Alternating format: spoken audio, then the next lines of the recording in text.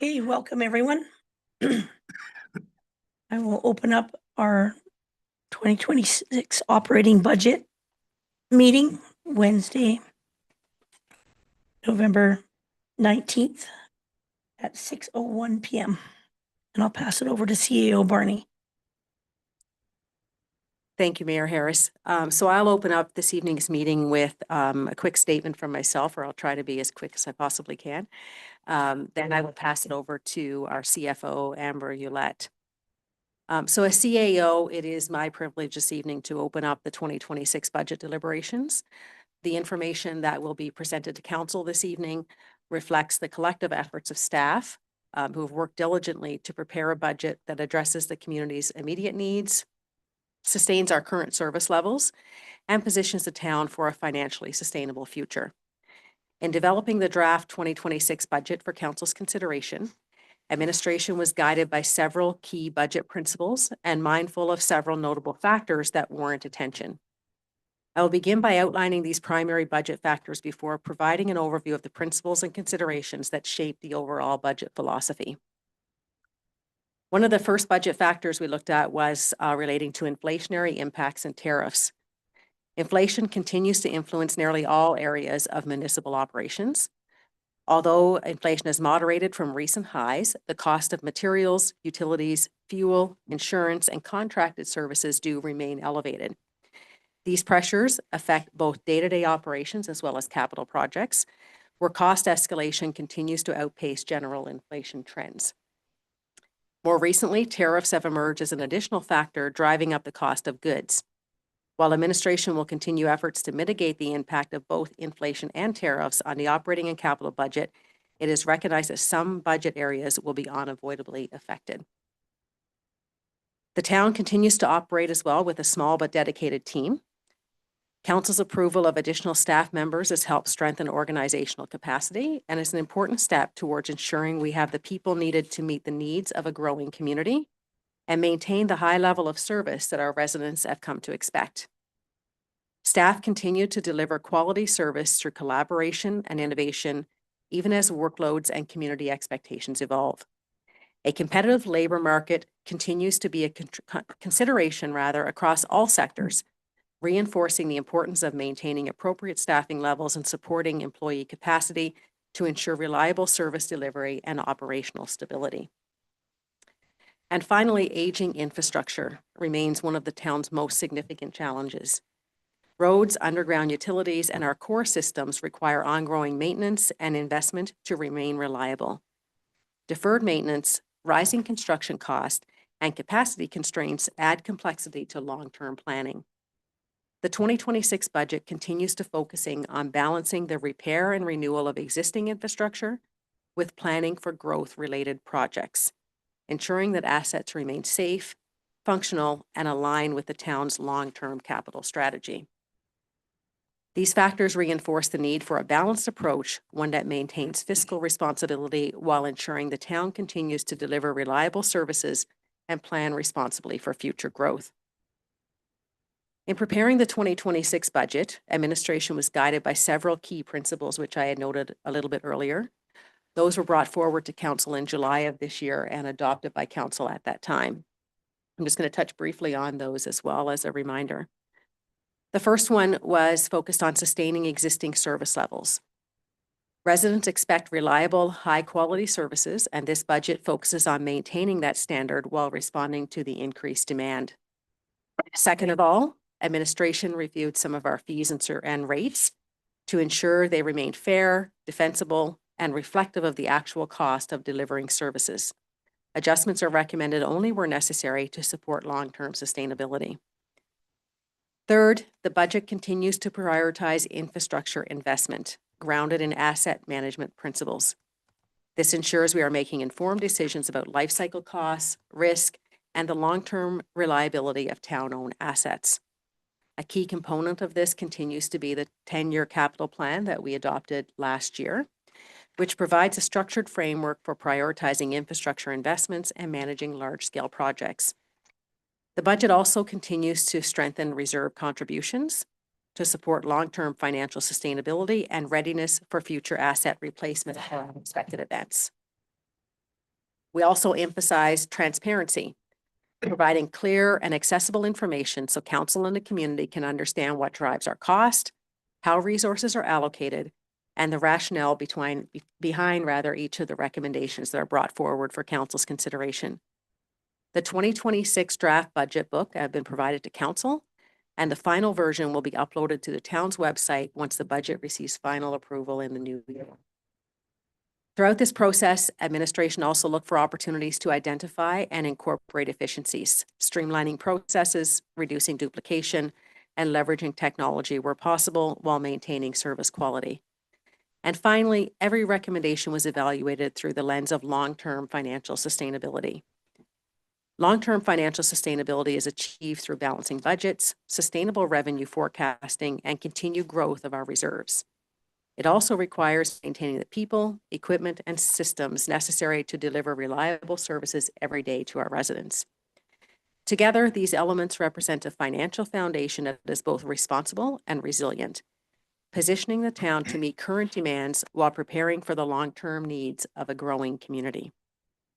The 2026 budget that Amber will speak to you on and share with council here shortly reflects a careful balance between managing today's challenges and preparing for tomorrow's opportunities. It supports fiscal responsibility, advances infrastructure and asset planning, and ensures that service levels remain strong for residents and businesses alike. At this time, I'll turn it over to Amber Ulett, who is our Chief Financial Officer, and she will share further details with council pertaining to the 2026 budget. Thank you. Okay, thank you, Kenza. Good evening, council. Thank you for joining us as we begin to review the 2026 draft operating budget. Tonight's presentation is designed to walk you through the key drivers behind the budget, highlight major changes from 2025, and provide a broader financial context that informs our recommendations. Our goal is to give you a clear, transparent view of the town's operational needs, the pressures we're managing, and the opportunities ahead as Crossfield continues to grow. Our agenda tonight begins with framing the operating environment, including a macro and micro level scan of the economy, demographics, and organizational factors influencing the 2026 budget. From there, we'll review Crossfield's financial condition and comparisons to similar Alberta municipalities. We'll then move into the operating budget presentation, which includes division overviews and detailed explanations of the major changes within each department. As we move through the presentation, feel free to ask questions at any point. Your guidance and discussion are essential as we work towards finalizing a responsible, balanced budget that supports service levels, manages growth, and maintains Crossfield's financial health.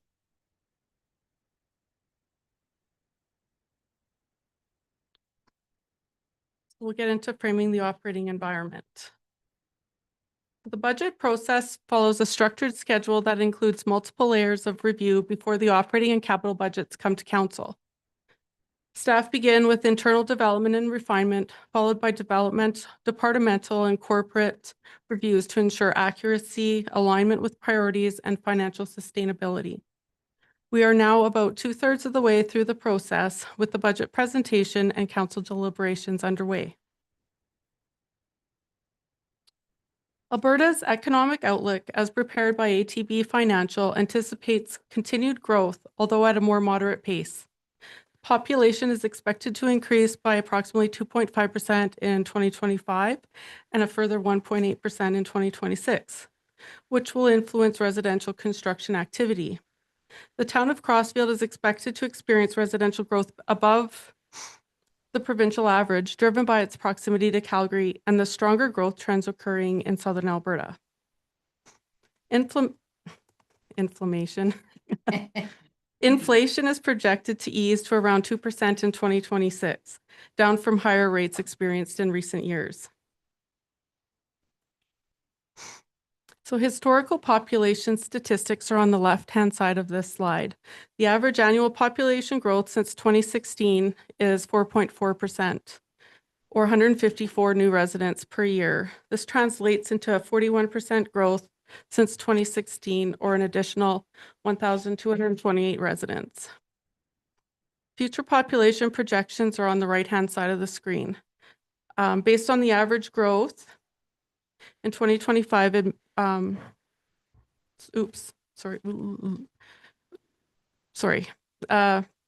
based on the same average growth, we can see the projections out into the future. It's important to plan ahead for changes that will come as the population of Crossfield reaches 5,000 residents and beyond. As the town continues to grow, additional operating costs will be triggered, such as additional policing costs. This slide highlights a few demographic indicators for the town of Crossfield. Based on our 2024 municipal census and updated household income estimates from the 2021 federal census. First, looking at age, Crossfield has a relatively young population. About 23% of our residents are under the age of 16, while 14% are over 65 or older. This mix has important implications for things like recreation programming and long-term community planning.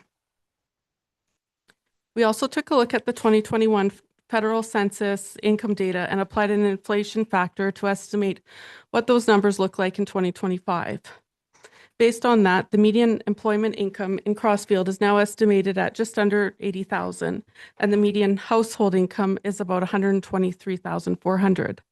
These figures give us a good sense of the earning capacity of local households and help guide our assumptions around affordability and the community's ability to absorb changes in fees and taxes.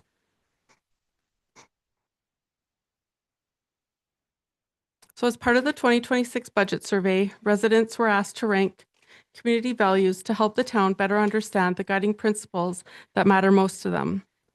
These values, ranging from fiscal responsibility to environmental sustainability, form the foundation upon which municipal policies, services, and budget recommendations are built. Community values, residents ranked fiscal responsibility and transparency as top priorities, followed by safety and security. Understanding these priorities helps the town align budgeting, supports strategic trade-offs, and ensures service reflects community values, increasing transparency and trust. Survey results also indicated that residents place a high value on core municipal services, especially community services, our community safety, roads and sidewalks, and parks and open spaces. These areas were ranked among the most important in terms of service delivery priorities.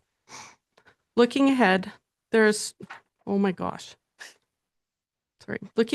strong interest in continued investment in community spaces. The most commonly requested enhancements include additional parks, playgrounds, and active transportation options, as well as expanded recreational facilities. These findings suggest a desire to not only maintain but improve access to well-used family-friendly amenities that support quality of life and active living in Crossfield.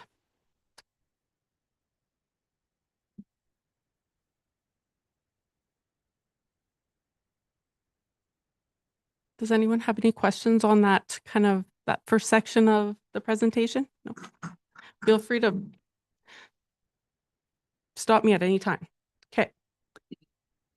So let's move on to the town's financial condition. To provide context, we'll also compare our performance to similar Alberta municipalities. These comparators have been selected based on similar equalized assessment, population, and geographic area, ensuring a meaningful comparison. The annual property tax bill is divided among three recipients: the Alberta government through the education tax, Rocky View Foundation, which supports seniors housing, and the town, which funds municipal operations.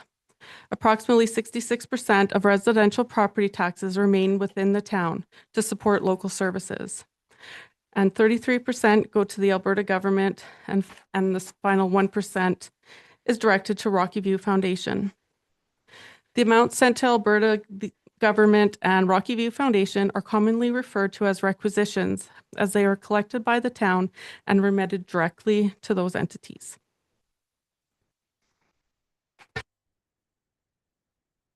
So this first chart compares the residential tax rate per $1,000 of assessed property value across our comparator group.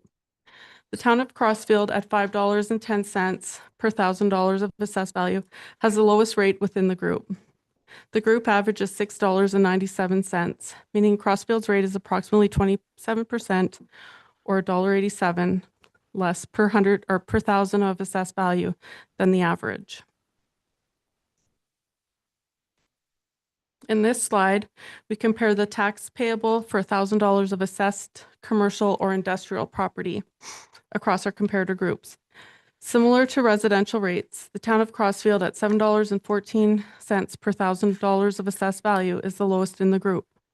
The group average is $11.47, meaning that Crossfield's rate is approximately 37% lower, or $4.32 less per $1,000 of assessed value than the average.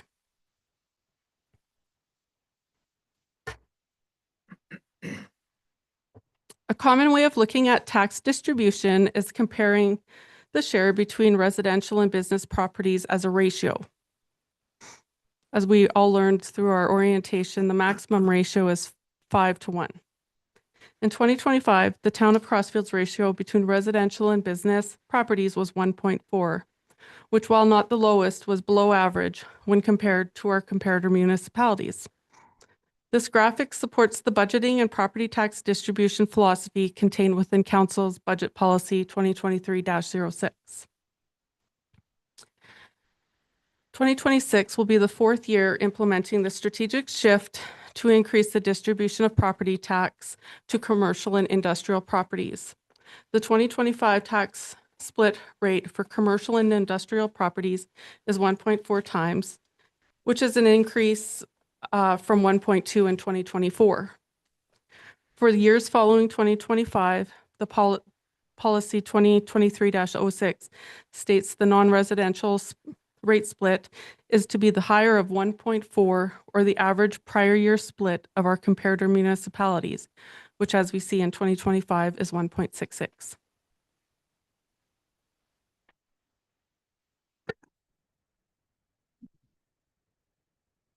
The remaining comparator information is pulled from 2024 data available on the Government of Alberta Municipality Measurement Index website. Composition of assessment. So this is looking at our residential versus non-residential assessed values. The town of Crossfield is fortunate to have a strong non-residential assessment base, with 24% of our total assessment classified as non-residential, which is slightly above the average of our comparator municipalities at 22%. In 2024, however, our non-residential assessment was 27%, reflecting stronger growth in residential properties over the past year.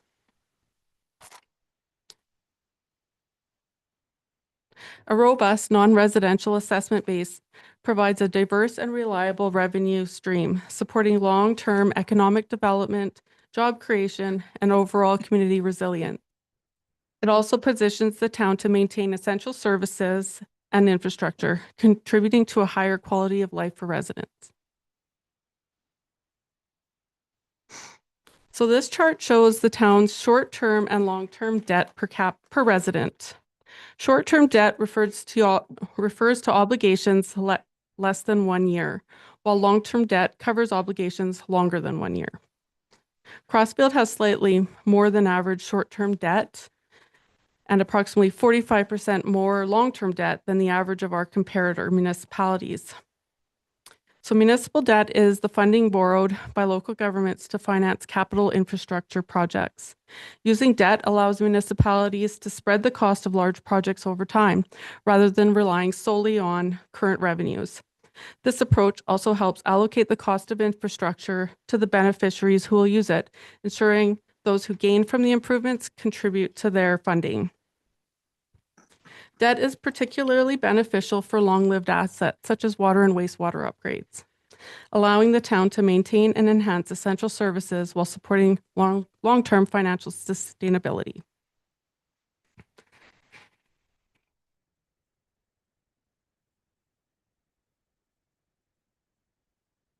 So this chart shows the town's long-term debt as a percentage of its legislated debt limit. Municipal debt limits are set by the MGA at 1.5 times the annual revenue. On the chart, the blue represents the portion of debt limit already used, while the yellow shows the remaining borrowing capacity. In 2024, the town of Crossfield has 58% of its debt limit available, a slight improvement from 54% in 2023, but still below the comparator average of 78%.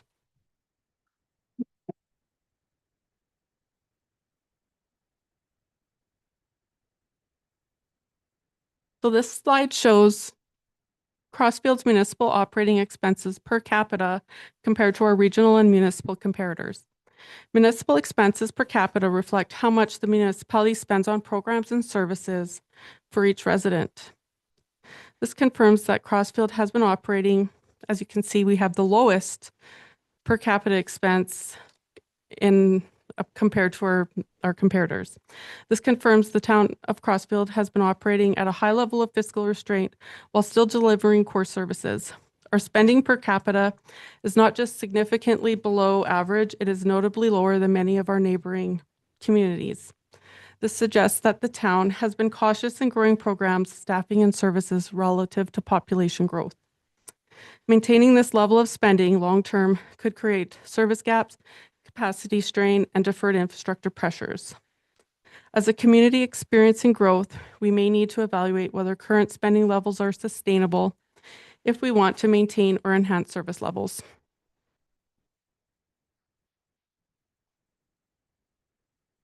So now we'll look at population growth. The 2024 data shows that the town of Crossfield is outpacing most of our comparators in population growth.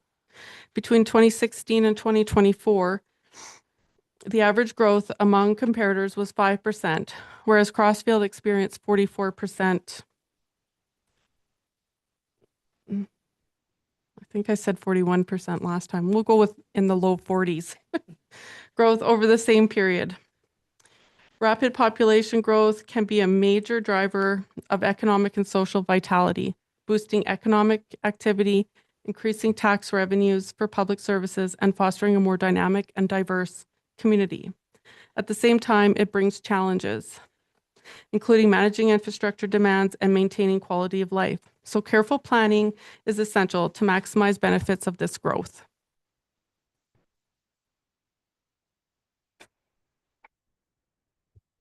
So this slide shows Crossfield staffing levels compared to similar municipalities using 2024 data. We continue to see that Crossfield is below our comparators in the number of full-time staff available to deliver services. Our comparators employ about 45% more staff than Crossfield, which is slightly down from 50% in 2023. Looking on a per capita basis, the gap widens. Comparators have approximately 53% more staff per 1,000 residents than Crossfield. However, this is improving, as in 2023 was 57%. With the addition of 3 employees in 2025, bringing the total FTE count to 28.25, the town's employee per 1,000 resident ratio improves to 6.6.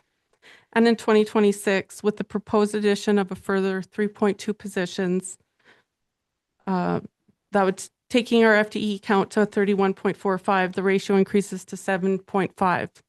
However, we are still using that static 2024 population data. There is no 2025 or 6 data available to compare.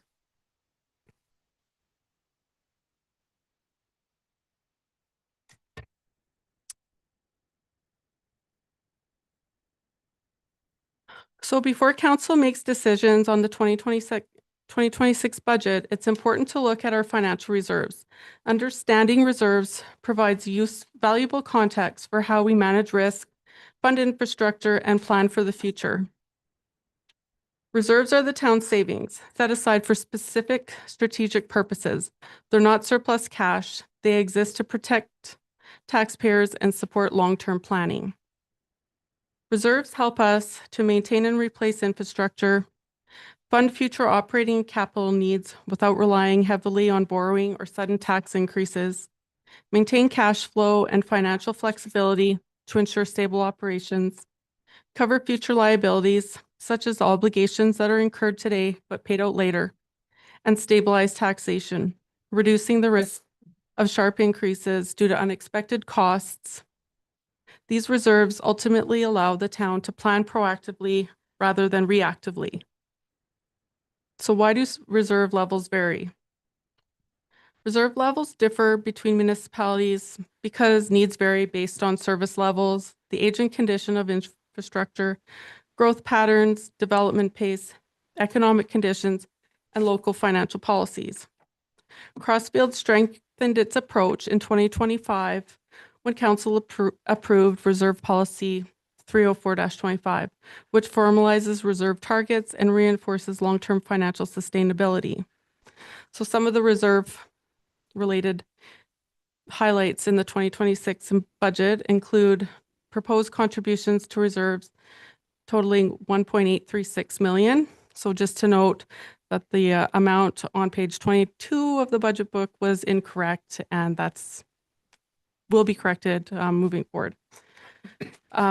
This is an increase of approximately 492,000 over 2025, strengthening our ability to fund future capital and mitigate financial risk.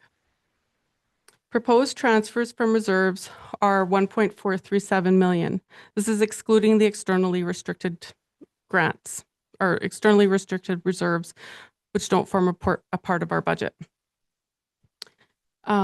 These transfers help fund current capital needs without immediate tax pressure. So why does this matter? In 2025, the town's annual amortization expense was approximately 1.95 million. This represents the rate at which our municipal assets are depreciating each year. In other words, the annual wear and tear cost on infrastructure.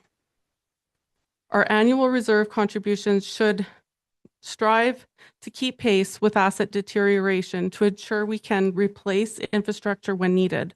Strong reserve funding today helps avoid significant borrowing or sudden tax increases tomorrow. As you can see in the reserve schedule on this slide, the majority of our reserve funds, or approximately $5.3 million, are restricted for capital purposes. So this slide kind of brings it all together. What we're doing here in this slide is comparing each municipality's reserve balance, which is stated in millions, alongside the remaining value of their tangible capital assets, otherwise referred to as TCA, and debt usage. This table provides line of sight between the condition of our TCA. The percentage shown is the remaining book value of those assets compared to their original cost. Reserves as a percentage of TCA and percentage of debt limit used. And provide an indication of the entity's ability to pay for asset renewal through reserves and debt. Together, this data helps answer the bigger question: do we have the financial capacity to sustain and replace our infrastructure over time? The town's assets have, on average, 65% of their useful life remaining, compared to 55% of our comparators, demonstrating the town's ongoing investment in asset renewal. While the town's reserve levels as a percentage of TCA remain lower than average, they are improving from 9% in 2023 to 13% at the end of 2024. However, when combined with higher than average debt, this reflects limited flexibility to respond to future needs.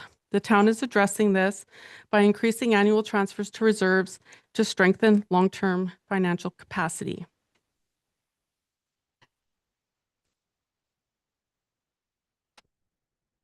I need to take a break.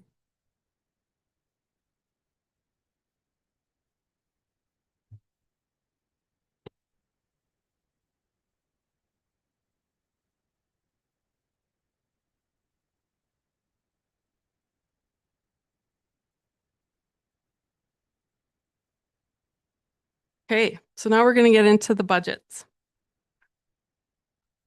So with the town's financial context in mind, now let's review the operating and community funding budgets, demonstrating how resources will support services and community priorities. So we always start with the revenue. I don't know why, it's just the way it is. It's always on the top of the financial statements too. Municipal governments fund their operating budgets through a variety of revenue sources. These funds support a wide range of services and activities, including community safety, infrastructure, parks, and community events. The chart below shows the breakdown, or the chart above shows the breakdown of Crossfield's budgeted revenues by type. Taxation revenue is the primary source of revenue for the town. Property taxes are assessed on the value of real property. So this includes land, buildings, and some machinery and equipment within the town. Sales and user fees are inclusive of various public services such as waste collection, water and sewer charges, recreation programming, and more. Franchise fees, otherwise known as local access fees, are user fees recovered by electricity and natural gas distribution companies and remitted to the town. The town has an agreement with both ATCO and Fortis to collect franchise fees from utility customers within our municipal boundaries. Operating grants include financial support received from other government agencies. Use of these funds is usually restricted to a specific purpose, such as family and community support service program funding.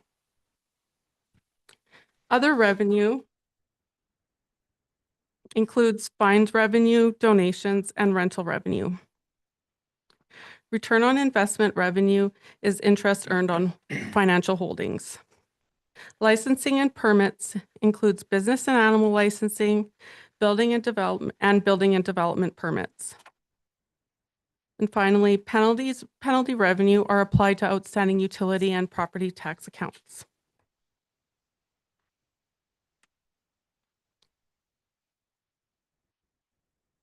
Okay, total revenues for the proposed 2026 budget have increased by $909,117 compared to 2025. Key year-over-year variances include in taxation revenue, higher revenue due to population and assessment growth and progression of the non-residential to residential tax ratio of 1 to 1.66. Penalty revenue has decreased in response to fewer property tax accounts with outstanding balances. Operating grants. The New Horizons Seniors Grant is not included in the 2025 budget as it is uncertain whether the grant will be awarded. User fees and sales of goods. There's increases in this segment of revenue due to water, sewer, and solid waste revenues to align with historical trends and projected growth, along with commensurating increases in rates to match the increased cost to purchase water. Arena revenues, under user fees and sale of goods, arena revenues have also increased due to higher facility usage. Franchise and concession contracts, the growth in franchise fees, and an increase in the rate effective for natural gas franchise fee effective January 1st. Licensing and permitting, higher building permit, inspection, and business license revenues to reflect anticipated development growth. Developer agreements and levies. Receipts have been removed from the operating budget, and expenses equaling the revenue have also been removed as developer agreements will now be recognized as deferred revenue. Return on investments have increased to reflect historical averages and expected returns. Transfers to reserve. This is a carry forward of the NRED grant, which will wrap up in 2026. And finally, other revenue has decreased to reflect the unpredictable nature of donations. Amber, I have just a question. Sure. Yeah, is this a good time? Yes, it's a great time. Great. Just on the levies, I know that our levies are could use an increase because they're really not up to par. What is the plan to increase revenues and when will we be doing that? Through the chair, you'll see tomorrow night, we'll talk about an offsite levy review. It is scheduled for 2027. I think there are some master plans that need to be retooled first before we look into the important job of updating our offsite levies to ensure that we're maximizing our revenue potential there.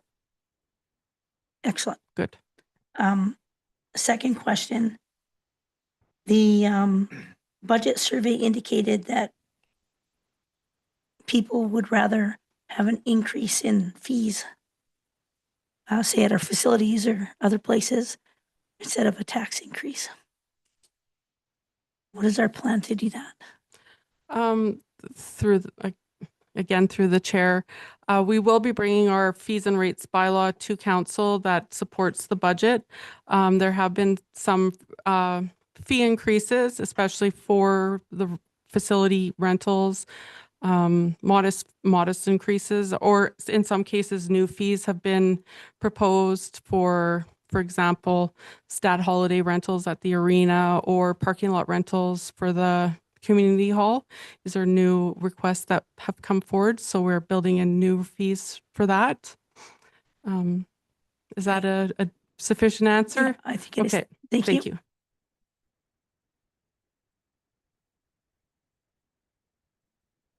However, I would say that the largest of the fees, the user fees that is increasing would be in the water, the utility, just because the magnitude. Yeah, and we have Yeah. to make up for the fees that we get charged. Yes, yes, of course. Okay. Okay, on the operating expense side, the total proposed expenses in the 2026 budget have increased by $1,252,313 over 2025. Key year-over-year variances include in salaries, wages, and benefits, the addition of 3 full-time staff, including a bylaw officer, arena and parks operator, level 1, and a public works manager, and the addition of a 0.2 FTE due to splitting a full-time position into 2 part-time roles.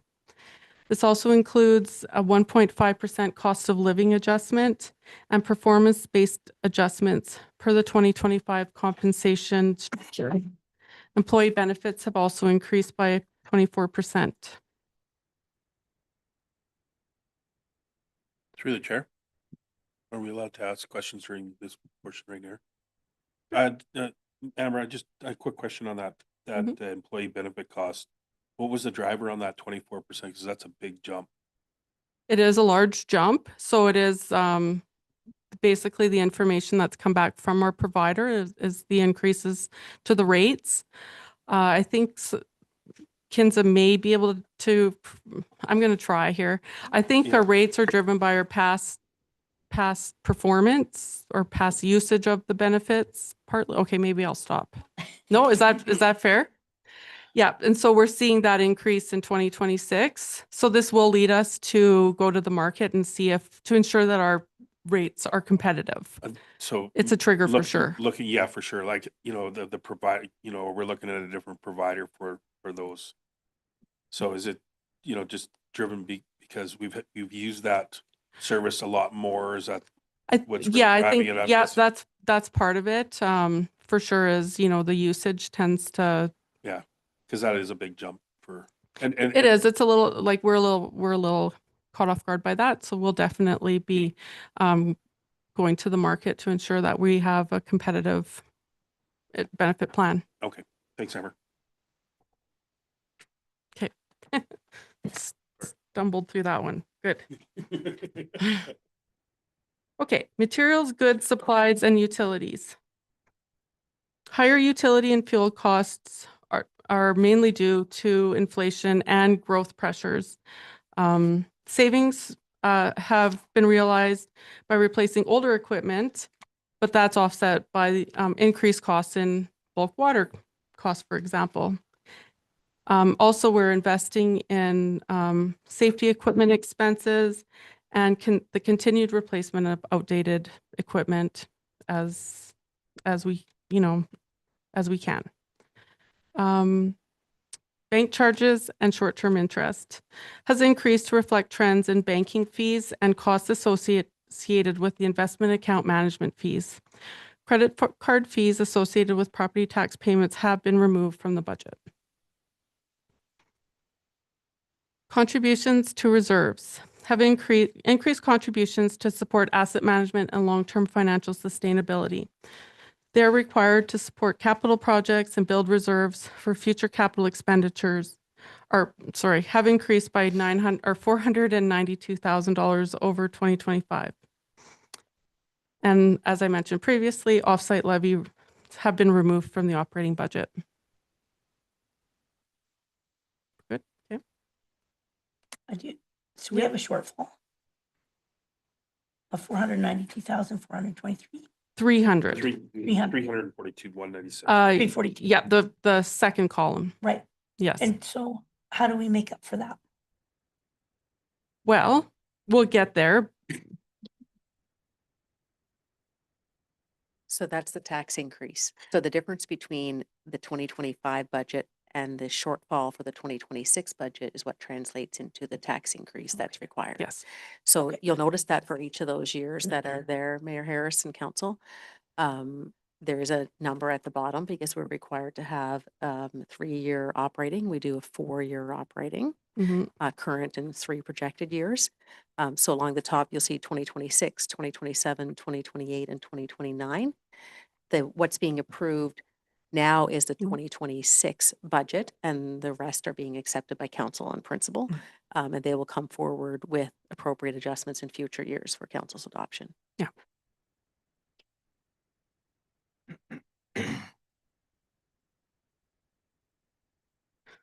Okay, and long-term debt. So long-term debt changes due to payment. The payments reflect the debt repayment schedule and the addition of debt payments associated with the replacement of fire engine 155.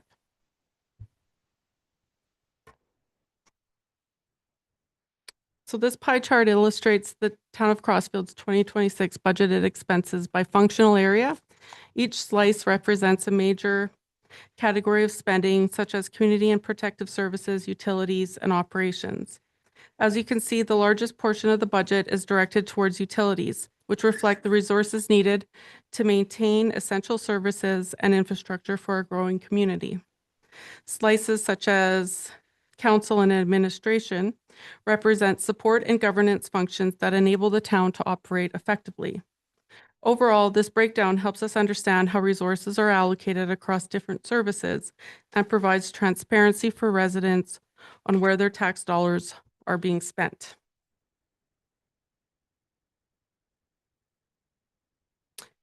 So at this time, we do a deeper dive into each of the divisional budgets and discuss budget variances within each department.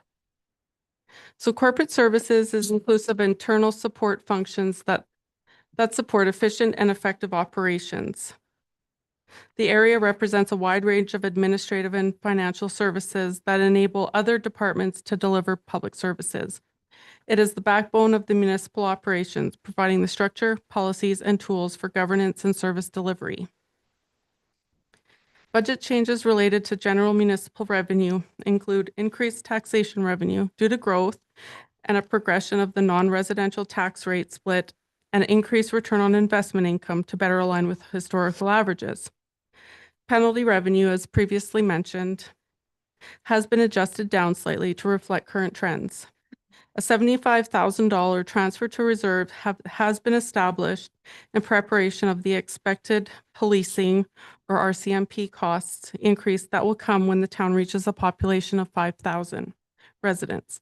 By starting now, we are smoothing the effects of the future expected cost increase. Under the council budget, changes in the council budget include the removal of costs associated with the 2025 election, establishing a budget for intergovernmental relations, and increased costs to complete council's 2026 strategic plan. Changes within the administration budget include increases to franchise fees and business license revenues, increased salary costs due to the reallocation of a 0.6 FTE communication position, reduced legal budgets, and IT hardware purchases, which have been moved to the capital budget. These increases have been partially offset, or these decreases have been partially offset by higher mailing costs associated with monthly billing and general service costs such as assessment services, which have an inflationary impact and are increasing due to growth. Under the Health and Safety Department, a slight increase has been added to accommodate for growth of staff to ensure appropriate supply of required safety equipment is available for all staff. Through the chair. Yeah, go ahead. Amber, just in regard to the 5,000 people in the police, is that the anticipation of changing to a city, or that is an RCMP thing? Is it like once you hit 5,000 people, we have to increase our cost on RCMP, or Yeah. all that is and that's mandated by not being the city, that's just mandated by the RCMP. Well, it's driven by population. So once you hit that 5,000, it triggers a new funding split. Okay. Yeah. Which is, yeah, regardless whether you're a town or a city. Okay. Yeah. thanks. Yeah.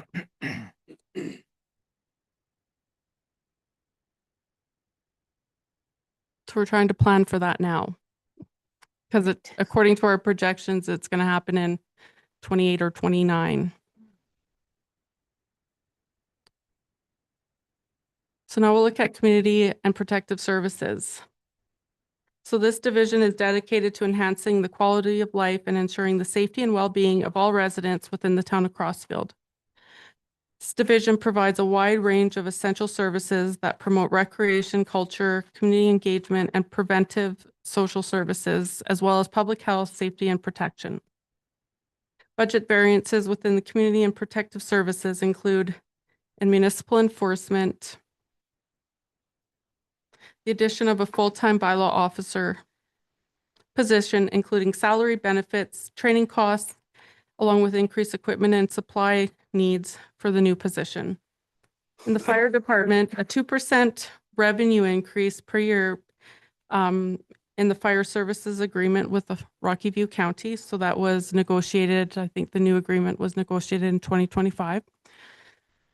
Insurance increases associated with the fire truck and along with debt servicing costs associated with the fire truck.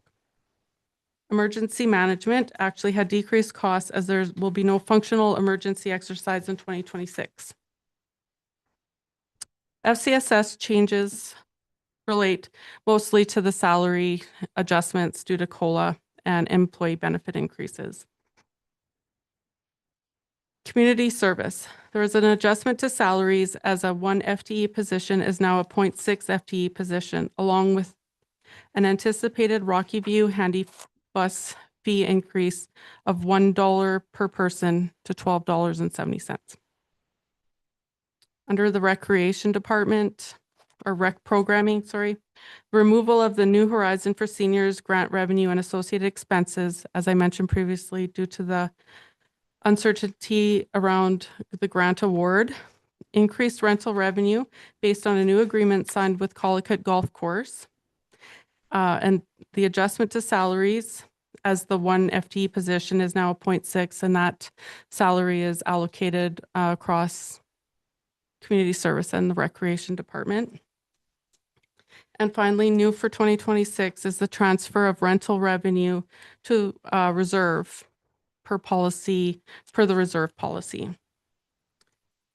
So in the Parks and Facilities Department, minor increases in revenue associated with sports field and garden plot rentals, increased salary expenses as an operation summer student position has been reassigned to parks, and a portion of the new arena parks operator is also allocated to the Parks Department. Through the chair. Is there a reason, Amber, that 27 and 28 go down on parks? Go 635, 624, 633. Well, I would have to get back to you with that answer. Good. I'm assuming not intentionally.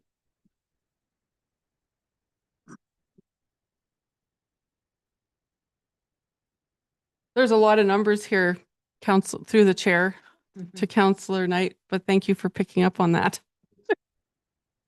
Okay. Oh yeah, right. Okay, under the Parks Department, maintenance costs have increased slightly associated with growth as the town assumes new lands from developers. So in the arena, at the arena, I should say, revenues reflect increased demand both when the ice is installed and in the off-season for lacrosse usership. The addition of a full-time arena parks operator one position is also included with part of the costs allocated to parks, as I mentioned, and there are some increased insurance costs. At the community hall, there's a slight increase to rental revenue, and to adjust expenses to align with actuals and trends. So there's a couple minor expense adjustments. And then finally, in the library, the Marigold Library cost requisition will increase to reflect $6.75 per capita.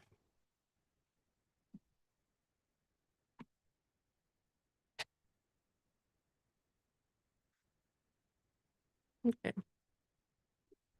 So infrastructure and community growth encompasses functions that are responsible for the planning, development, and maintenance and life cycle management of essential public infrastructure, as well as the strategic management of community growth to support sustainable development. This department is responsible for ensuring the core physical assets of a community, such as roads and utilities, are designed, built, and maintained to meet current and future needs of residents and businesses. Budget variances within infrastructure and community growth include in economic development, reallocation of contracted services to facilitate other corporate initiatives, such as the strategic planning.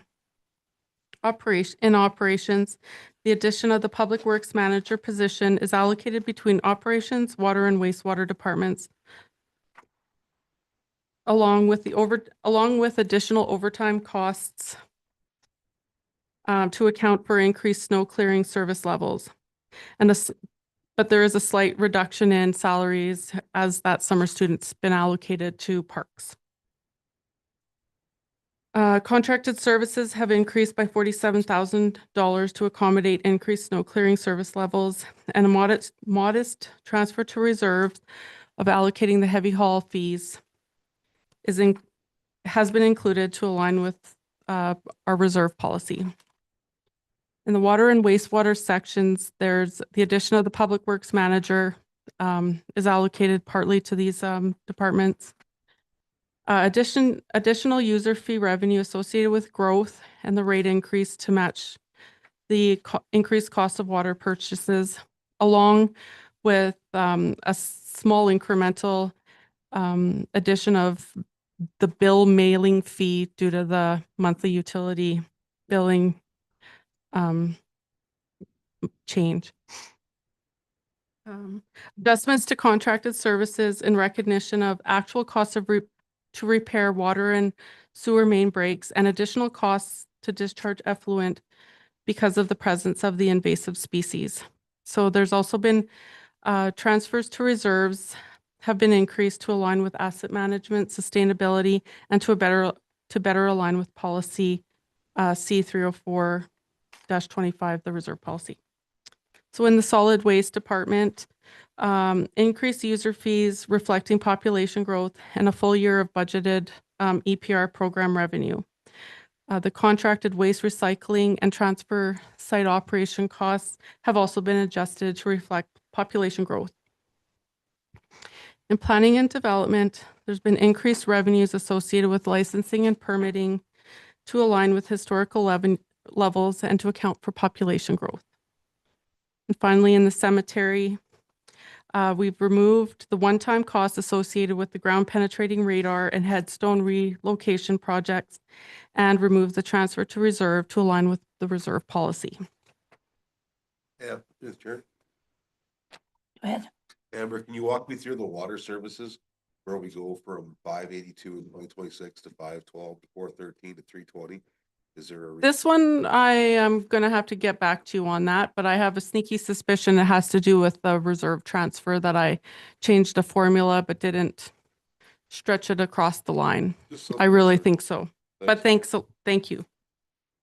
I'll get back to you on that one tomorrow. I'm sorry, I was gonna ask you these in advance, but I thought it would be better to do it face to face.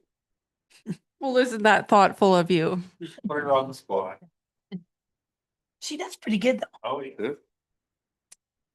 Jeez.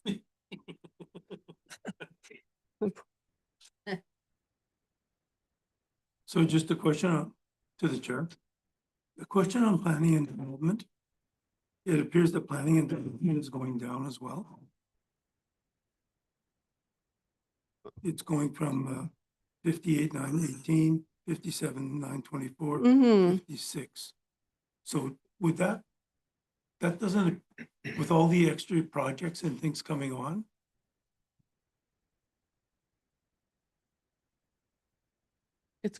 Oh, yeah. So actually, thank you very much, Steve. So what what this represents, and also, okay, thank you very much. So this is the net department cost, whether it's revenue or net expense. So actually, when the value goes down, that's a good thing. That means the revenue is going up. So we're generating more revenue to offset our costs more. So actually, this is a good thing. So thank you very much for bailing me out on that one. Yes.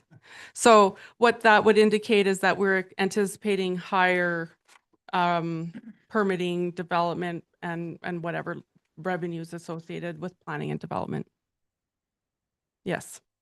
You know what? I'm going to go back and look into it just to make sure, but I think that's a very legitimate answer to that question. So that's a really good question. And I'll make sure to report back at the beginning of next meeting just to fact check that. All right. So the town of Crossfield supports community groups through annual funding to the Recreation Board, Rodeo, and Rural Women in Business event. All three of those funding requests are included in the budget presented to council. A motion was made by the Recreation Board to increase the municipal funding contribution by $10,000 from $30,000 to $40,000. Council will need to decide whether this support request is added to the 2026 operating budget. When do you want us to decide that? In about 2 slides or so. Something like that. Yeah, it's coming up. Okay. I'm just going to take one more drink.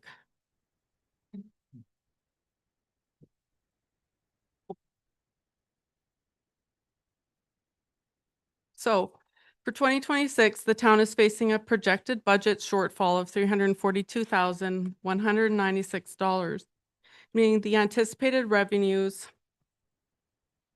will not fully cover the cost of programming, service levels, and transfers to reserves included in the 2026 operating budget.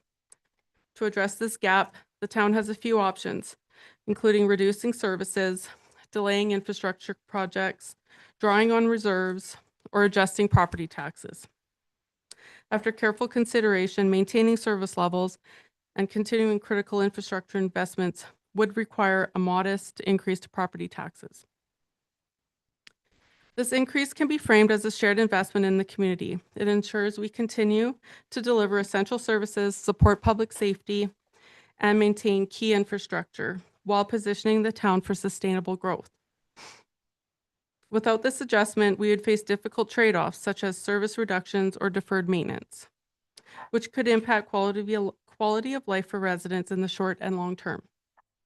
On a practical level, this would translate to approximately $10.81 per month for an average household assessed at $450,000, allowing the town to continue delivering services responsibly while maintaining financial stability. The chart on the right illustrates how an average municipal tax bill would be allocated among the town departments. Sort of similar to that expense pie chart that I showed earlier.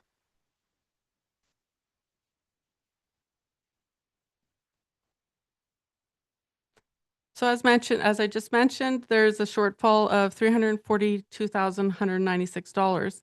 Some changes in the budget are not negotiable, including inflationary costs increase to such in such areas as utilities, fuel and insurance, and in other legislated expenditures such as debt repayment, statutory benefits, or compliance-related expenses that align with council-approved policy, which must be accommodated to maintain core operations.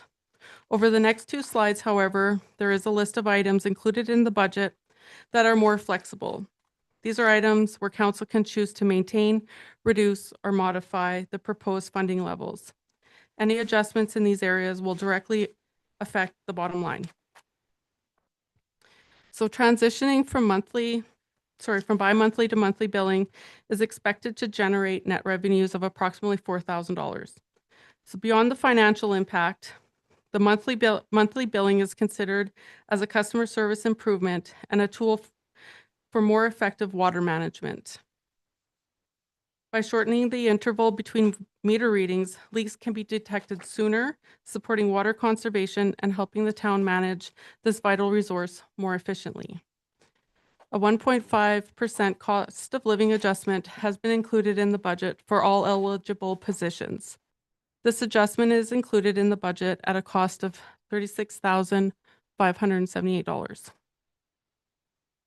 Through the chair. These per No, this is annual. $1,000 a year. Yeah, like it's almost net neutral, but there is a little, Efficiency. Maybe. yeah, it's pretty neutral. That's not the main benefit to go to a monthly billing cycle. Okay. That was all through the chair, by the way. There are new human resource additions equivalent to 3.2 FTE full-time equivalent positions included in the 2026 budget. These include the Public Works Manager, the Arena Parks Operator Level 1, and the Bylaw Officer position as previously mentioned. There's also been that 0.2 equivalent addition by creating 2 part-time positions from 1 previous full-time position. There's also a one-time budget increase to have a consultant-led strategic planning session that added $7,000 to the operating budget.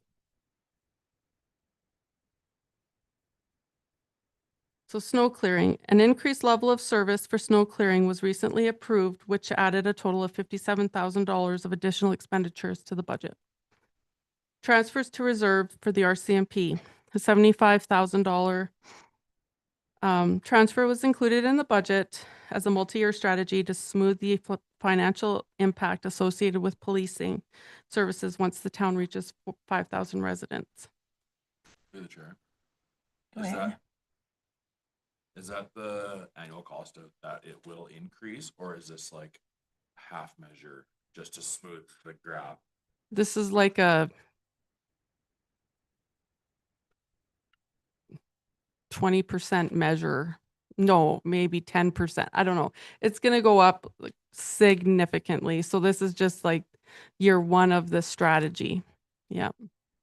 We would keep building an additional $75,000 on top each year for the next 3 years to get to that level where then we'd be like pretty smooth and it would just like the payment would occur and it would be built into our base budget. So it'd be like 75, 150, 225. Yeah. Yes. Yes.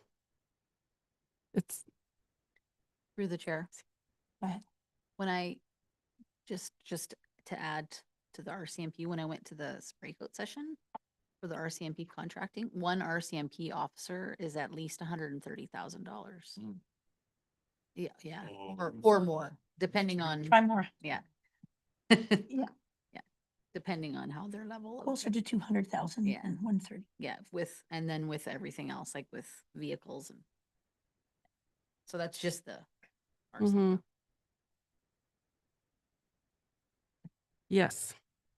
Okay. Okay. Additional transfers to reserve above the 2025 base level. So there are additional transfers included in the budget to support infrastructure and asset management that could be adjusted up to a maximum of $384,238. So there is a portion of the increase of transfers to reserves that aren't negotiable really because they allow us to be compliant with our reserve policy.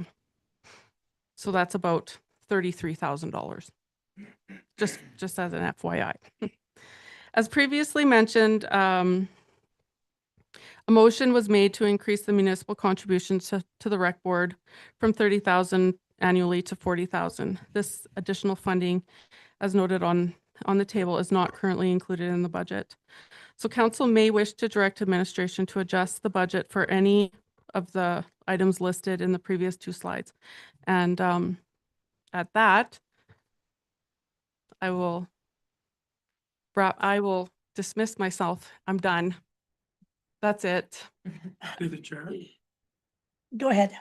So can you just review how that $10 and however, like just exactly to be just a little clearer on that? Just trying, so it's $10, is it per person? No, so for an average, through the chair, for an average household, the property tax bill, if your house was assessed at $450,000, so your tax increase or the increase to your taxes would be $10.81 per month. About $130 a year. Okay. So just be clear on that though, that's only from the town side, based That's on the our, municipal tax. based on our Yes, budget. we cannot discuss the education tax because we have no control over that budget. over the assessment that comes on your house.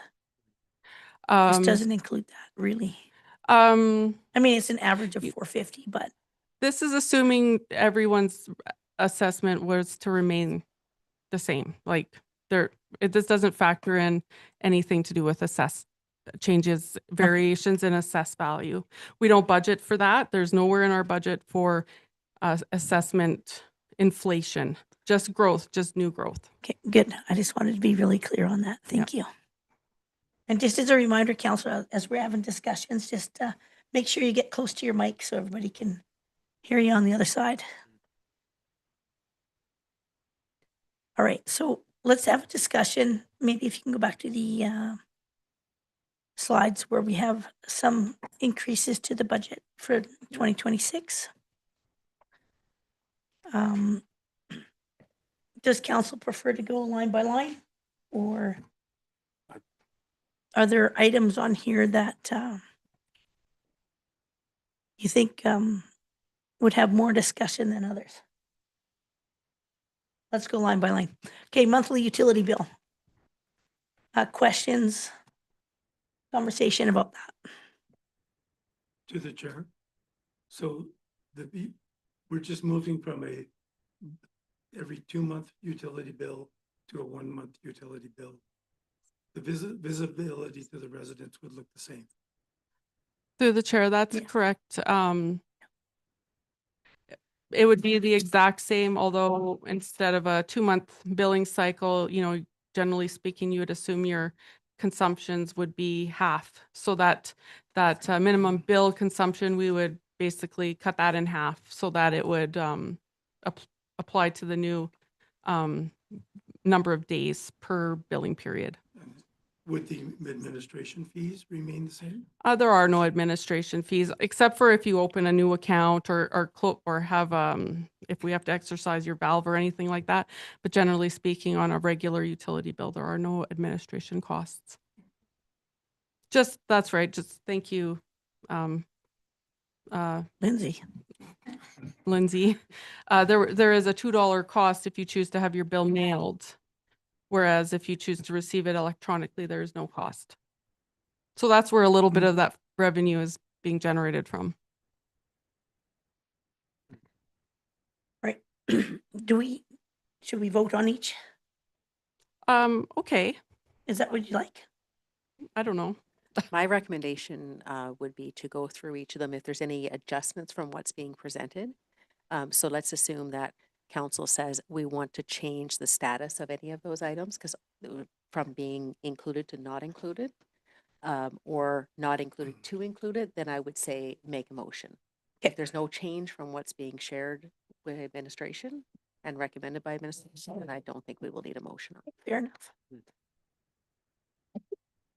Okay, COLA adjustment. Any questions, concerns around that one? Okay, additional human resources and the FTEs of 3.2. Everybody in agreement or okay with moving forward with additional positions? Any questions? To the chair. So the additional operations manager, so that is a manager that oversees all of the operations, is that correct, of the town?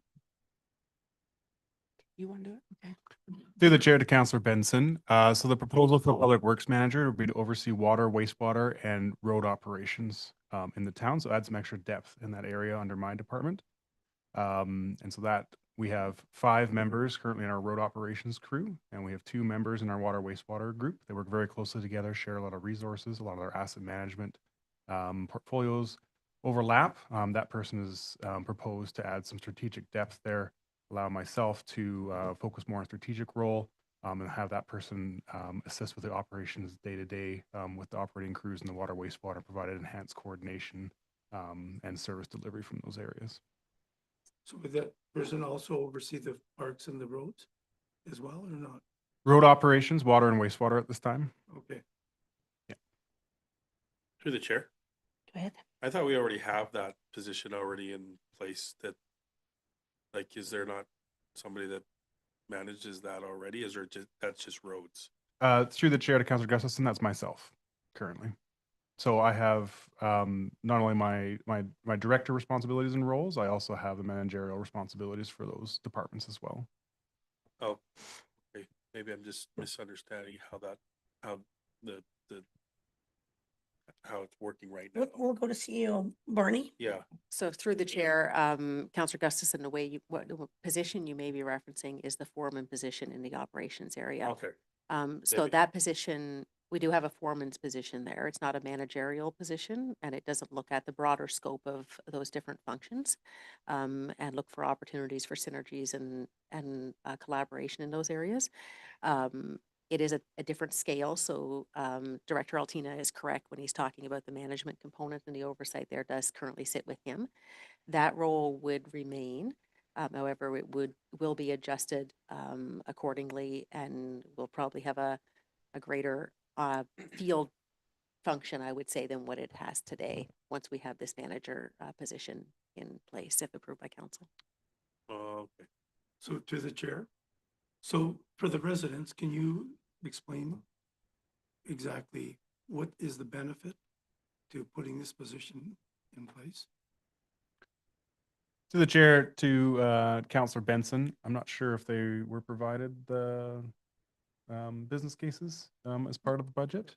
But I guess just to read a little bit from a risk assessment part of our business case, the Public Works Manager can help manage operational, financial, and safety risks.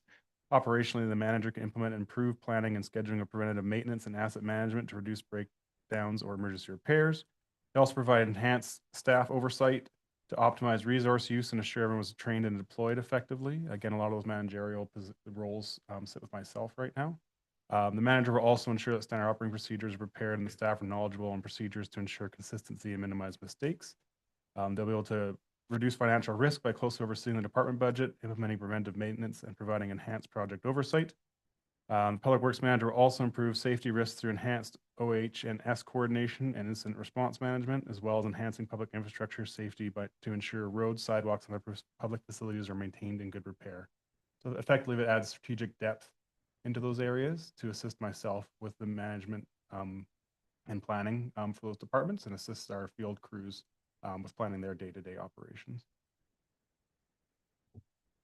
I just want to add one thing to that. I think another benefit is it allows Steve to concentrate as the director on the bigger picture for those areas, instead of being embedded more in the day-to-day stuff, which a manager, a good manager will be able to take care of and take that off of Steve's plate so we can concentrate on the bigger things like our new wastewater projects coming up and some of the larger projects that we're going to have to manage.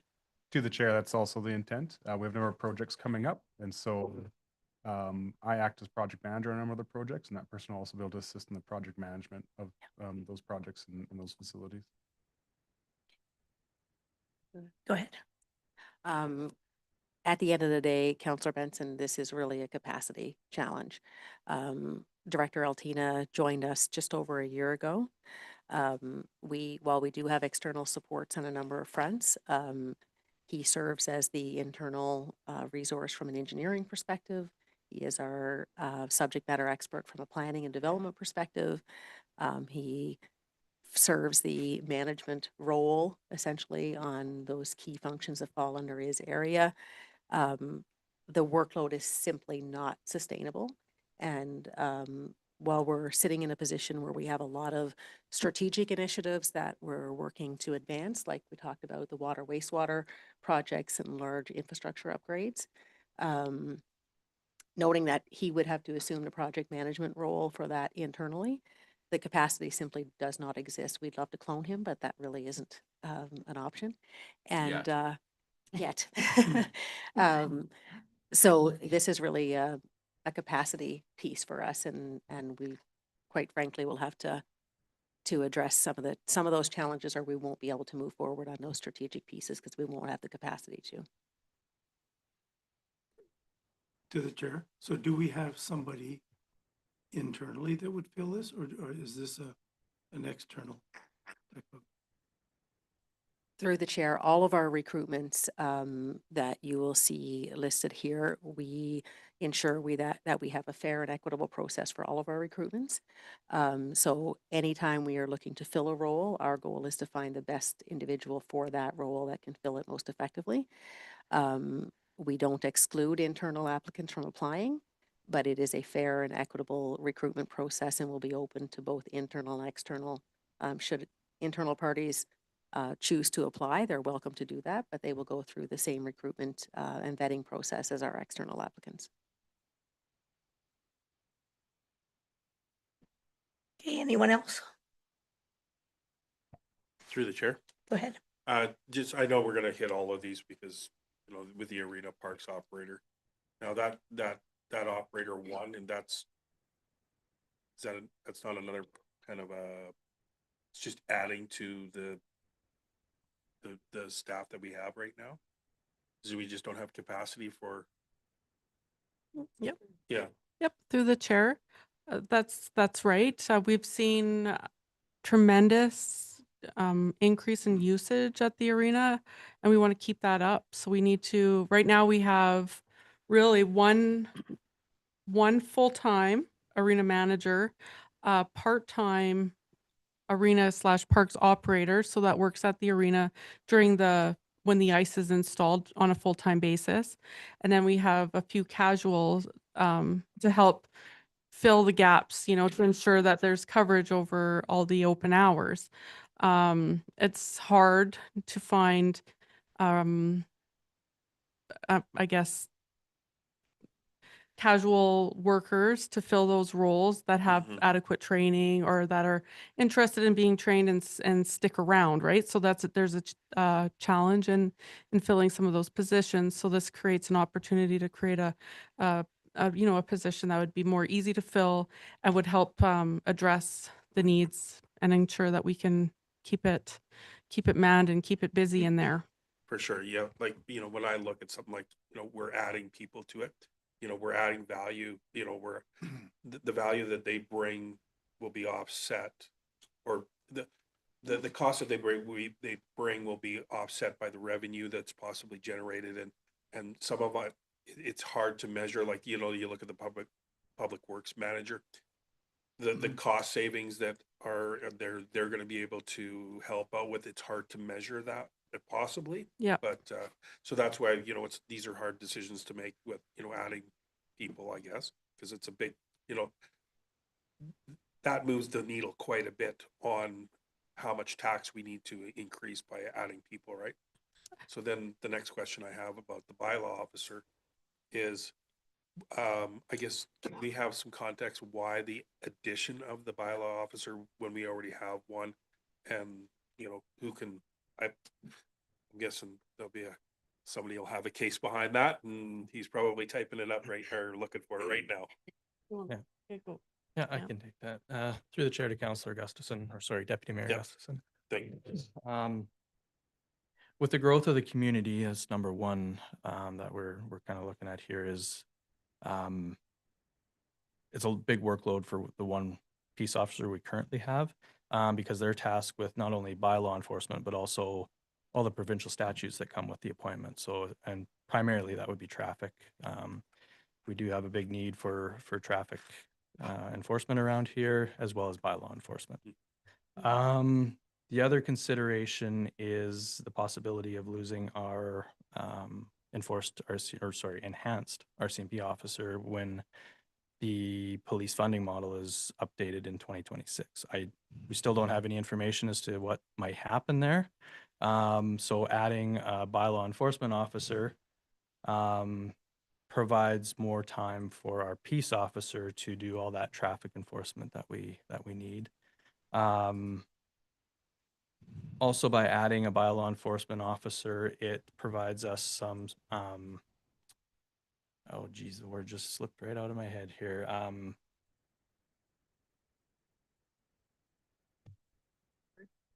Coverage, no, but oh boy, no. That's okay, right? As we I know what you we mean. progress them into new roles, or when they may succession planning. Thank you. Planning. Thank you. I would also Um, say, would it give us some additional coverage throughout the week? Correct. Yeah, so we'd look Yeah. to schedule the person we'd have some overlap, obviously, so they can work together on different projects, but also give us more coverage throughout the week, potentially up to 7 days a week, depending on how the schedules fall. Yeah. So, Thanks, Russ. And I guess, you know, we have, you know, 2 large developments happening in town, and making sure that all of, you know, they're in compliant with our policies and bylaws that we have set down to ensure that not only the community's safe, but our, you know, our town is growing at the proper rate and proper, you know.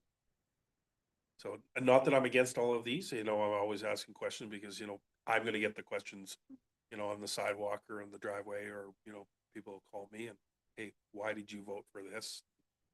You know, so, and I guess the last thing is just the increase, and I kind of know about that, so I'm good there.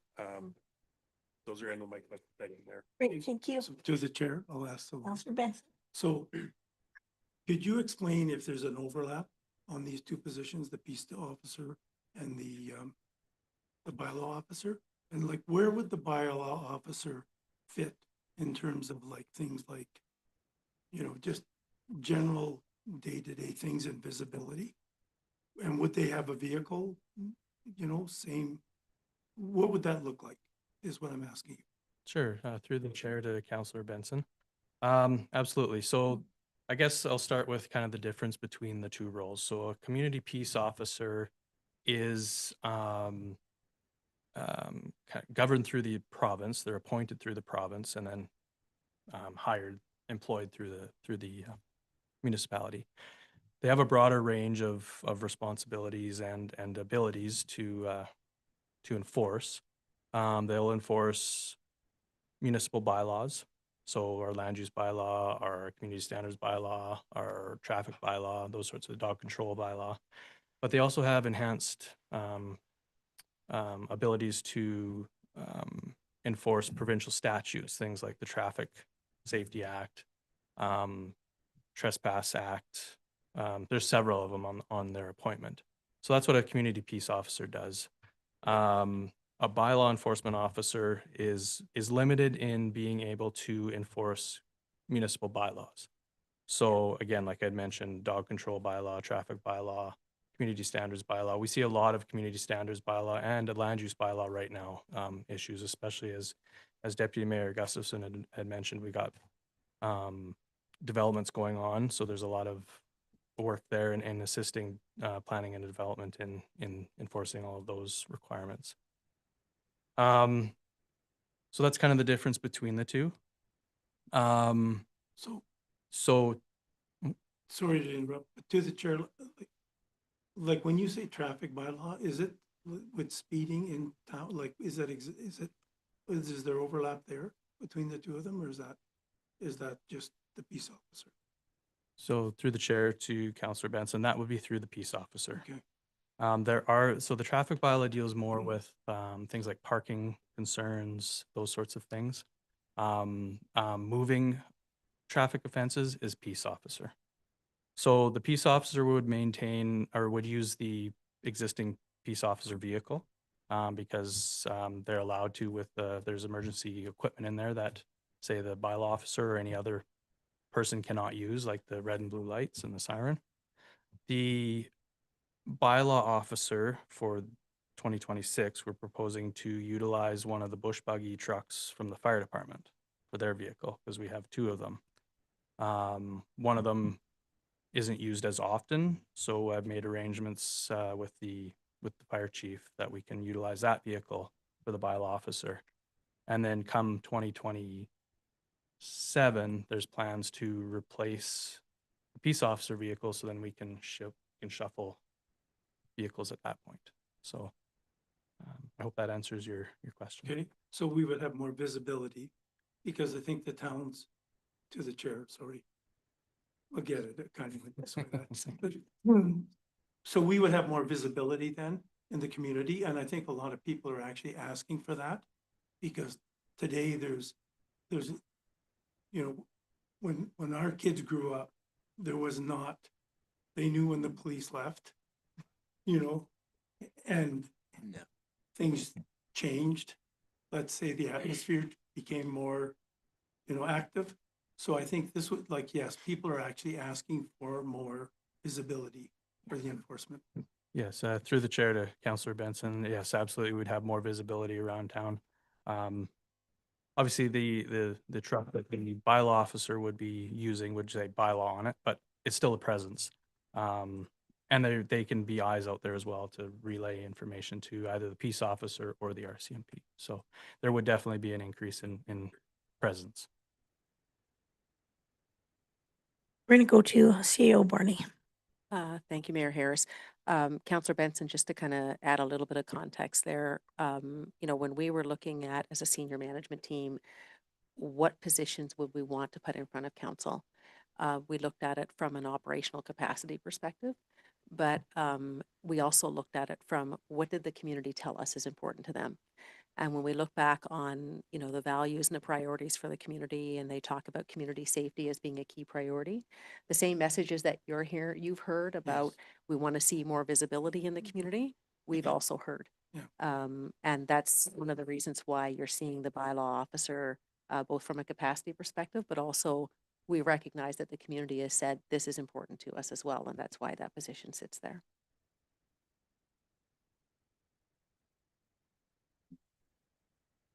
Further questions on this slide? The slide or strategic plan, sorry, through the chair. I'll just curious on the strategic planning part, like I feel like when we do strategic planning sessions, just curious what the benefit of a external consultant would be versus our incredible team we have.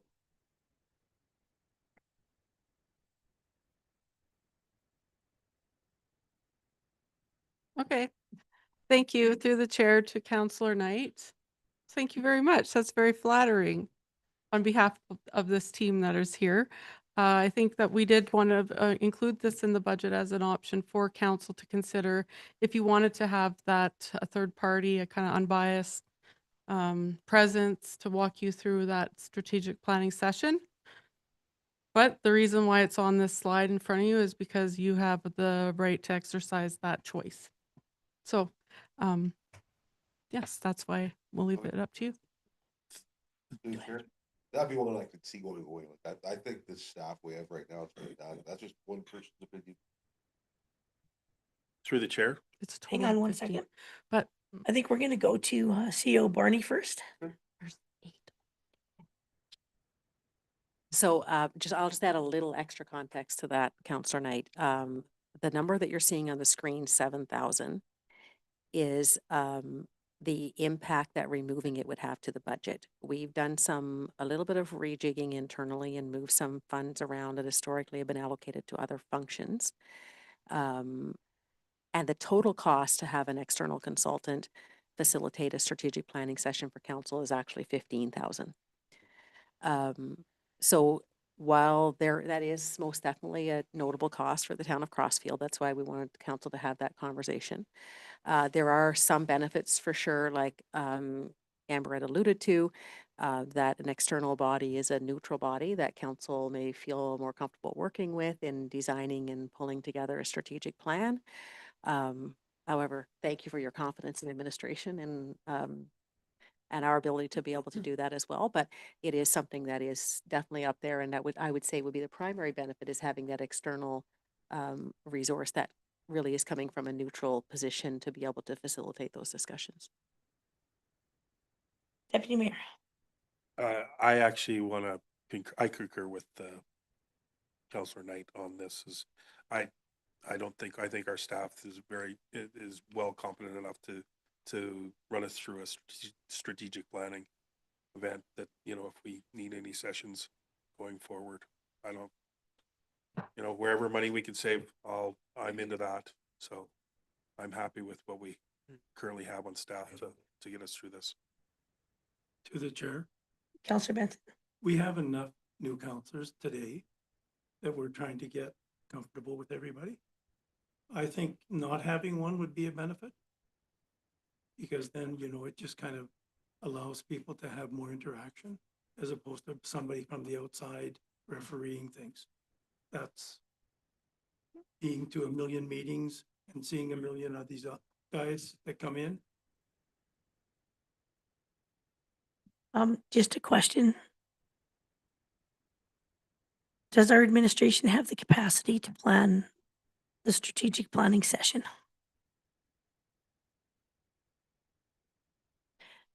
Follow-up question. In addition to that, how many people on staff or who on staff has led these types of sessions before that would have the expertise to do it? And I'm not saying in any way that you guys aren't great at what you do.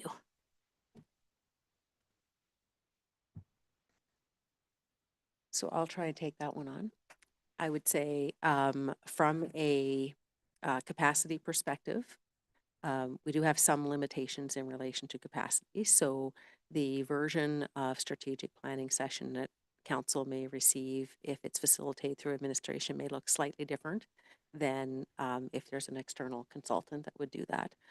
From a experience perspective, while I have facilitated multiple sessions over my career, I have not specifically facilitated a strategic planning session, although I have participated in multiple. My experience in the organizations I've been in as an external consultant has led that, and I've been a participant in that process rather than a facilitator of the process. Thank you. Through the chair.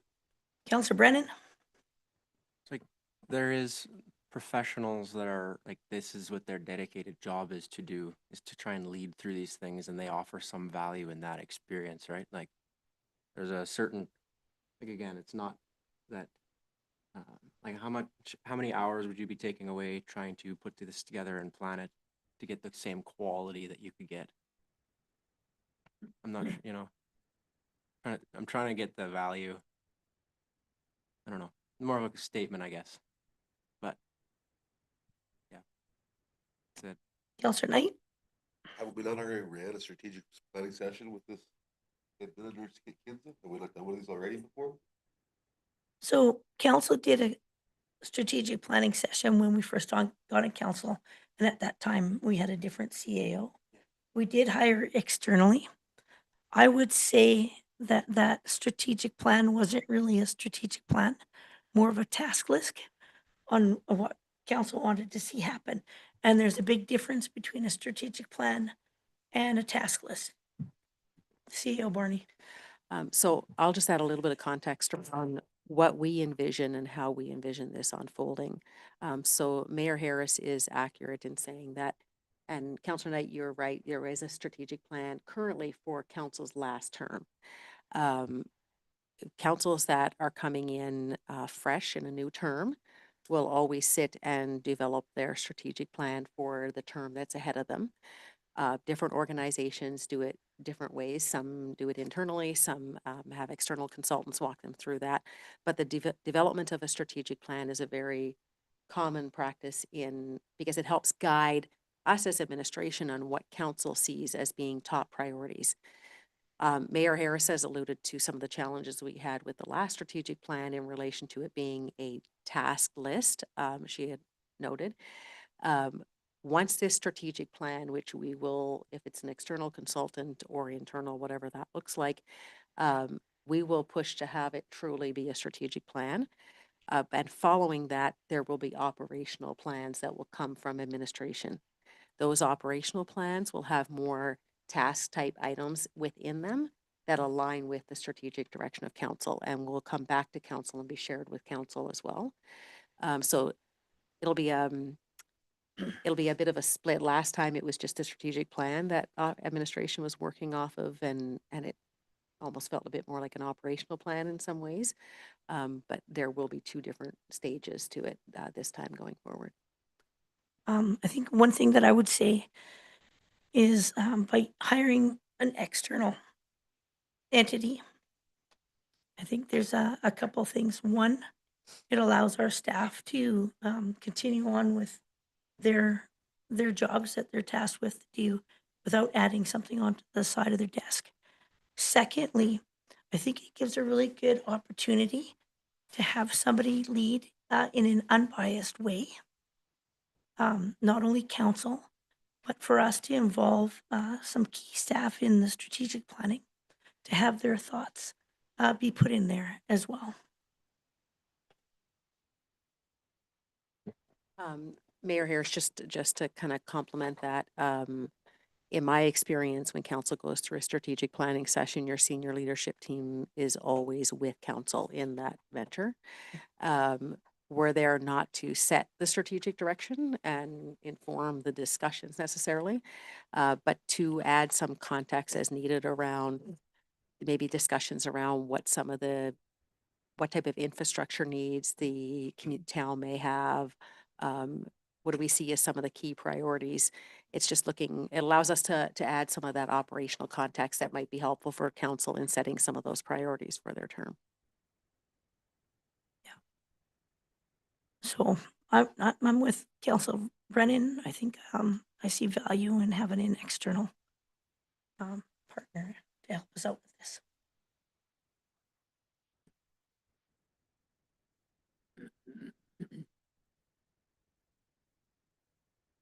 Right. Snow clearing. We saw this just recently at a council meeting. At that time, we approved this being put into the operating budget. Discussion around the snow clearing. Anybody have thoughts around that? And this is an addition to our current snow clearing budget. Through the chair, Councillor Knight. it's required. Continue, move on. Well, I totally agree with you. It is. Through the chair, Councillor Brennan. because it's saying there overtime and contracted service cost, it's saying there overtime and contracted service costs, but like, so far we have barely had to tap into anything like that right now, right? So this is like, would this not fluctuate depending, or is this a hit? The chair to Councillor Brennan. So these estimated costs were based on 3 snow events per year. If you recall my presentation to council earlier this year prior to the election about enhanced snow removal.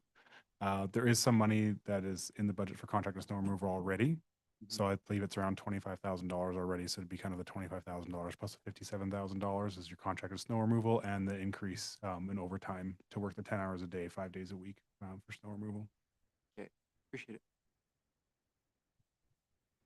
Anyone else? On this slide or on the snow? Snow. Sorry. On the snow. Oh, Okay. No other comments on the snow? Transfers to reserves, RCMP. Mr. Chair, we don't really have a choice there. That's not, it's not, You're talking to you. sorry, that's not that we have a choice to change either way, so I don't think it's a lot of a topic, but that's just me. Agreed. I think this is just something that we have to do. Yep. Any other comments? Okay, moving on. Transfers to reserves. through the chair. Counselor, And this, Deputy Mayor. sorry, and this reserves, Amber, is strictly for operating reserves, right? Is that correct? Or is this? No, this one is, sorry, through the chair to Deputy Mayor Gustafson. This is actually almost entirely to capital Capital. reserves. So is there a portion of that that can be, and I don't want to step off the gas here, like, I know what it's for. I know that we haven't, in the past have not done our due diligence in setting aside of reserves for the future, saving those pennies that, and I get it. Is there any spot? Cause it could move the needle a little bit, but I don't know. Well, I guess my comment to that is we have so many major projects coming up. Just across the board. If we are not transferring to reserves now, I don't know how we would pay for it. We only have so much in grants. Our funding from the provincial and federal governments have gone down over the years. We don't see it going out anytime soon. They keep taking from us instead of giving to us. And so we have to try and, I guess, save ourselves. Mr. Chair, Councillor Knight? I agree. We're almost low on the reserves. Like, it's not great to think of it. One small incident here, we're gonna be upside down, so. Yeah. Yeah, through the chair, Councillor Knight and I had this actually discussion here before, a couple hours here ago, and we talked about, the reserves, and I honestly thought we were a little bit low as well on the reserves, but we only raise it so much, and then, it's just a tax hit, right? Yeah.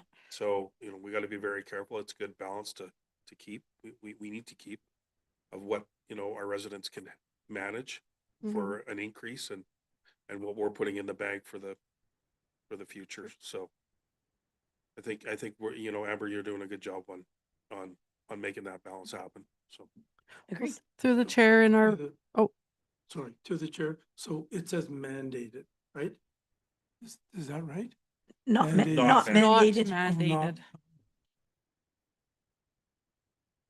I just wanted to through the chair to your previous comment, I just wanted, the preamble kind of this presentation was really trying to ensure that council had a good solid understanding of our financial position and, the steps we're taking to ensure financial sustainability or stability and avoiding any potential like sharp tax increases.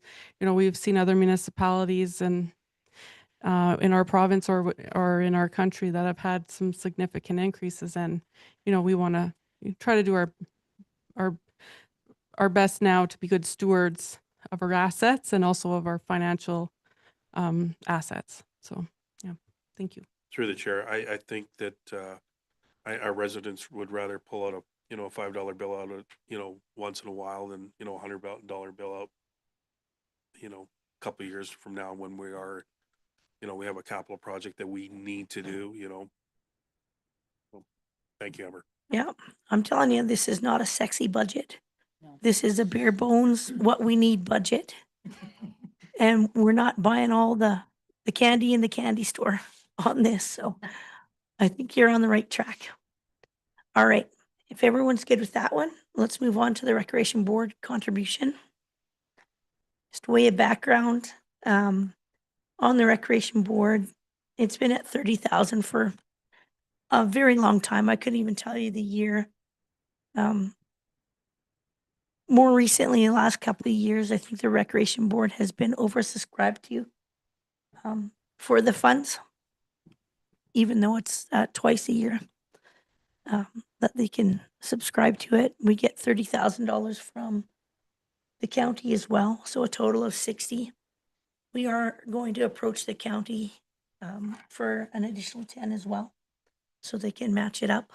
So that fund will now be 80,000 per year, which with the amount of not-for-profit groups that we do have in town, and they're increasing, I think, year over year as well. I think this would align nicely with the requests that come in and to help that quality of life in Crossfield. Anyway, that's the background.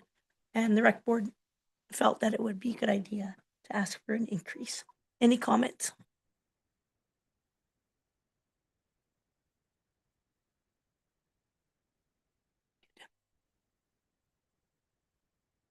Okay, Through the chair, I guess there's two items. If there's no further discussion from council, there are two items that, in our mind, we are not 100% clear on. What I'm hearing from council is all of the items, except for the two that I'm going to speak to, council is okay with the current status of them. The strategic planning one, there was some discussion, but not clear direction for us as to whether or not we're keeping that in or out. So I think maybe we might need a final motion from council on what we want to do with that one. And the last one being the rec board funding, direction as to whether or not that one is included. okay, And we will adjust the budget accordingly if required. okay, let's go to the rec board funding. If anybody would want to make a motion either way. Through the chair, Councillor Knight, I'd make a motion to increase the rec board funding from $30,000 to $40,000 going forward. any discussion, questions? Right, all in favor? Aye. That's motion carried. Okay, strategic planning for the 7,000 increase. Through the chair, Councillor Knight? can we, and I know you like focusing on, we're looking at it from the lens of the cost. I know you're looking at it from the lens of resources. Do we have the ability to really clearly understand as a council, like, this is what this would look like? I know tonight's kind of a nightly. I don't know, like, is this a simple, easy answer where this strategic session would look like this as it's internal and it would be this requirement and this checks this?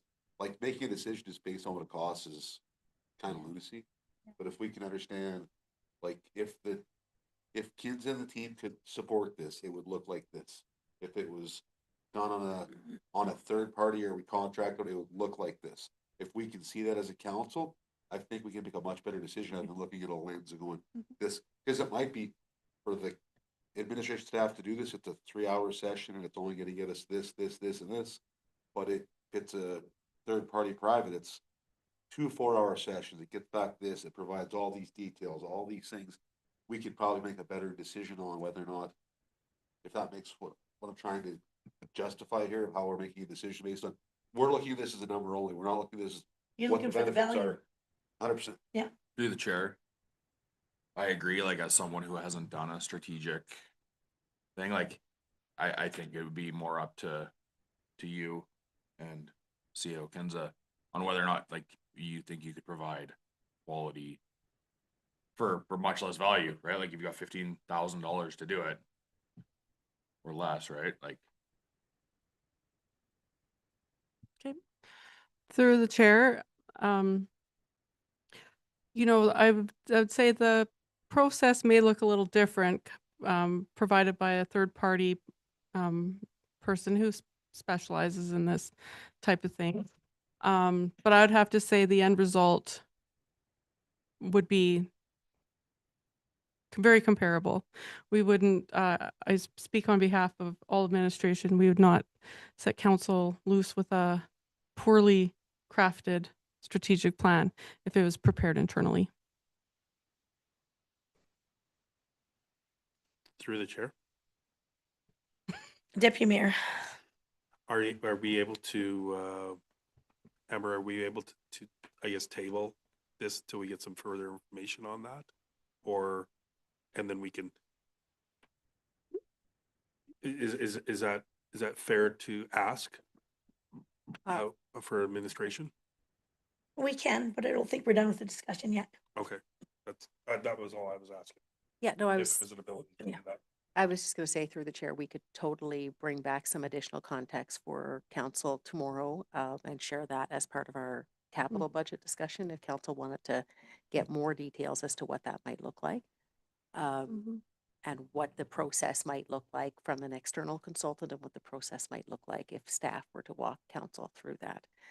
We could also maybe, Amber and I can scratch our heads a little bit and look at what type of an impact that might have from a capacity perspective on our end as well, if administration was to take the lead on facilitating that versus having an external consultant take it on. And what I would add to that, it's not just around the process, but what are the outcomes? Because we have to look at that too. Process is one thing, but really a strategic plan has to have the outcomes that we're looking for and how we're going to get there and what that looks like. So I'd be interested in knowing like capacity of staff, expertise of staff, and comparing that to external contractors that are out there that do this. And the efficiencies as well of time. Because this is, even if internal staff does it, it's not costing us nothing. Mhm. So if you want to table that, maybe we'll get this to motion to table it.